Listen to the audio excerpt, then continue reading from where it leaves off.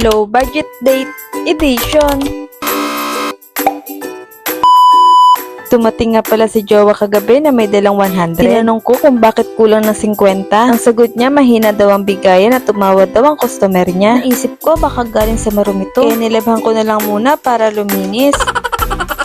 Dito ko na nga lang siya inaya sa Litex. Maraming masasarap na pagkain dito na swak sa 100. Meron ditong iba't ibang klase ng ulam. Pipili ka nga lang pala ng isang ulam dyan at only rice na yon at only gulaman. Meron din sila ditong mga ihaw-ihaw, isaw pa ataba, ulo at mga barbecue. Tingnan nyo naman pagkakamarinate nila sa barbecue. Siguradong masarap yan. Kung tulad ka rin naming walang budget, punta ka lang dito. Pwesto ka lang din dun sa usok kasi usok pa lang yan, ulam na.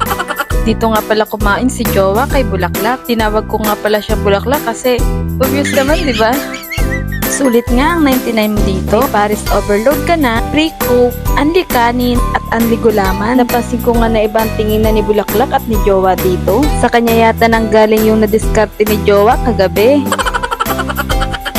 At tingnan nyo naman kung gano'ng ka-overload at karami yung pares nila. At sa halagang 99 pesos nga, meron ka ng overload pares. Yung 100 pesos mo nga may sukli pa. Hindi naman sa pagmamayabang pero binigyan ko siya ng tip. Ang sabi ko kay Bulaklak, keep the change.